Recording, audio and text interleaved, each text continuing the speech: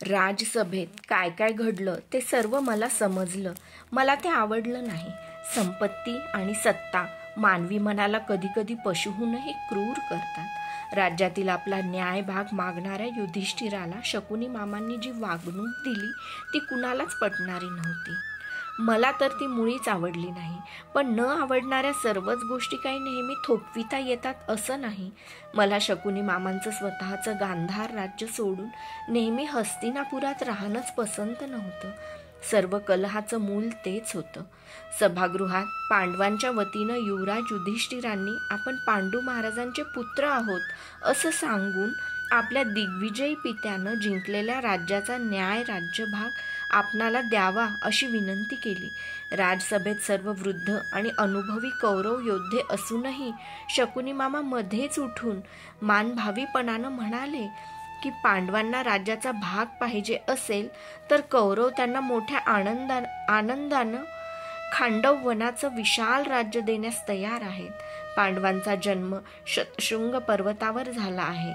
त्यांना पर्वतावर आणि अरण्यात राहण्याचा छंद आहे. मामांचे ते उद्गार धडधडीत अन्यायाचे, ढोंगाचे आणि क्रूर असत्याचे होते.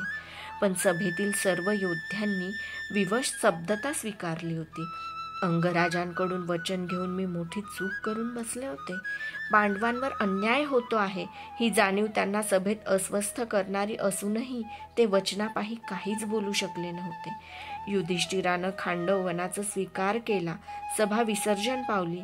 सभेतून येताच अंगराज म्हणाले, वृषाली, पांडवांना खांडव वनाचं घनदाट अरण्य देण्यात ते रानटी श्वापदांच्या भक्षस्थानी पडावेत अशीच मामांची इच्छा असावी. सभेत जे झालं ते वीरांना शोभणारं नव्हतं. नेमकी आजच माझ्याकडून वचन घेण्याची बुद्धी तुला कशी सुचली? 2 दिवस महामंत्री विदुरांच्या पर्णकुटीत राहून पांडव खांडववनात निघून जाणार होते. त्यांच्या त्या 2 दिवसांच्या वास्तव्यात एकदा तरी राजमातेची आणि माझी भेट व्हावी अशी माझी तीव्र इच्छा होती. मला राजमाता कुंती देवींबद्दल एवढा जिव्हाळा का वाटत होता ते कधीच सांगता आलं नसतं. पण वाटत होता हे खरं होतं. जीवनात अनेक व्यक्ती भेटतात. त्या सर्वांबद्दल आपणाला काही विशेष ओढ आहे असं नाही. पण एखाद्या व्यक्तीच्या केवळ पहिल्याच दर्शनात जिव्हाळा आणि आकर्षण निर्माण होतं. राजमातेच्या बाबतीत माझं तसंच झालं होतं.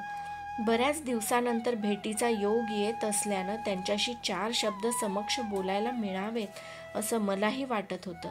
आणि तो योगायोग राजमाता कुंती देवींनीच घडवून आणला. त्यांनी पर्णकुटीतून एका सेवकाला पाठवून मला बोलावलं असल्याचा संदेश धाडला. मला तेच हवं होतं. त्यांच्या मनात माझ्याविषयी प्रेम होतं हे मी कधीच जाणलेलं होतं. त्यांचा निरोप येताच मी क्षणाचाही विलंब न करता सत्यसेन दादाला बोलावून घेतलं. त्यानं रथ जोडला आणि महात्मा विदुरांच्या पर्णकुटीसमोर उभा केला. पर्णकुटीच्या कवाडातच राजमाता कुंतीदेवी आणि महात्मा विदुर ही दोघंही काहीतरी बोलत उभी होती. मला पाहताच राजमाता पुढं झाल्या. पांडव नगरात कुठंतरी गेले असावेत. रथातून खाली उतरताच त्यांच्या चरणावर हात टेकवून मी त्यांना आदरानं वंदन केलं. खांद्याला धरून मला वर उठवीत त्या म्हणाल्या, मुली, तू गर्भधारी का आहेस याची कल्पना नव्हती मला, नाहीतर मीच आले असते तुला भेटायला. त्यांचा प्रत्येक शब्द मला माझ्या मातेसारखा मायेचा वाटला. त्या सत्वशील राजमातेला दैवानं किती क्रूर फटके दिले होते, तरीही त्या कुलवंत शरीरात तसंच मोठं मन होतं. एक महाराणी माझ्यासारख्या सूत कन्येची एका सूत राजाच्या पत्नीची आस्थेनं विचारणा करीत होती. मनात प्रकर्षानं येऊन गेलं, दैव गुणवान माणसांचा हाती काटेरी शस्त्र घेऊन नित्य का बरं पाठपुरावा करीत असतं? जगातील एक जात सज्जनांच्या वाट्याला दुर्दैव का येत असतं बरं? की दुर्दैवाला जवळ करण्या एवढं विशाल हृदय सज्जनांजवळ असतं आणि इतरांजवळ नसतं म्हणून? राजमातेशी मी मनसोक्त गप्पा मारल्या. मधूनच अत्यंत जिव्हाळ्यानं मला गर्भारपणात प्रकृती कशी जपली पाहिजे हे त्या बजावीत होत्या. मी परत यायला निघाले तेव्हा त्या म्हणाल्या, तुला होणारा हा पुत्र विख्यात होईल. त्याचं नाव काय ठेवायचं ठरवलं आहेस तू? त्याला कवच आणि कुंडलं असतील तर कवचधर, नाहीतर कुंडलसेन मी म्हणेल. जरा अवखडून त्या म्हणाल्या, नाही मुली, त्याला कवचही असणार नाही आणि कुंडलही असणार नाहीत. मात्र त्याच्या पित्यासारखा तो सुंदर असेल.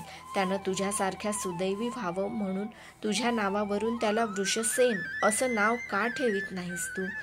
आपली इच्छा असेल तर त्याचं नाव वृषसेन ठेवीन मी त्यांचा निरोप घेतला आणि पर्णकुटीतून बाहेर पडून रथात बसले. मला त्यांच्या संभाषणातील त्याला कवचही असणार नाही आणि कुंडलही असणार नाहीत या अडखळत बोलण्याचा अर्थ उमजला नाही. त्या तसं का बरं म्हणाल्या? मला त्यांचं उत्तर काही सापडलं नाही. पांडव आपल्या मातेसह वर्तमानात खांडव वनाकडून निघून गेले. तिथं ते पर्णकुटी बांधून राहणार होते. एका विक्रमी राजाचे 5 पुत्र एका घनदाट अरण्यात राहायला निघून जावेत हे मला खटकत होतं. पण मी एक स्त्री होते. घडेल ते निमूटपणे पाहणं याशिवाय स्त्री काय करू शकते? तिला करता येणं शक्य असतं केवळ आपल्या कुटुंबाचं भलं. मी अंगराजांना शोण भाऊजींचा विवाह करण्यासाठी अनेक मार्गांनी सांगत होते. एका पौर्णिमेच्या शुभ दिवशी ते आपलं सैन्य घेऊन शोण भाऊजींसह कुलिंद देशाला वधूच्या शोधासाठी निघून गेले. माझा जीव भांड्यात पडला.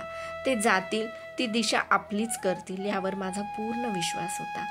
एका मासानंतर ते परत आले. त्यांच्या समवेत कुलिंदाच्या राज्यातील एक सुस्वरूप तरुणी होती. राजवाड्यात येताच मी तिला ओवाळलं. माझ्या एकुलत्या एका दीराची ती पत्नी होणार होती. आकाशातल्या विजेसारखी तिची अंगकांती सतेज होती. डोळे बोलके होते. नासिका सरळ तरतरीत असून मुद्रा अंगराजांसारखी गोलाकार होती. तिचं नाव होतं मेघमाला. मेघमालेला आणि शोण भाऊजींचा विवाह राजवाड्यासमोर भव्य मंडप उभारून थाटात पार पाडण्यात आला. मला त्यांच्या विवाहानं एक जबाबदारीतून सुटल्याचा फार मोठा आनंद मिळाला. विवाहानंतर वंदन करण्यासाठी शोण भाऊजी वधूसह आले तेव्हा मी म्हणाले, भाऊजी, ही मेघांची माला आज निलिम्यांच्या कंठात घातली आहे, तिला सांभाळा.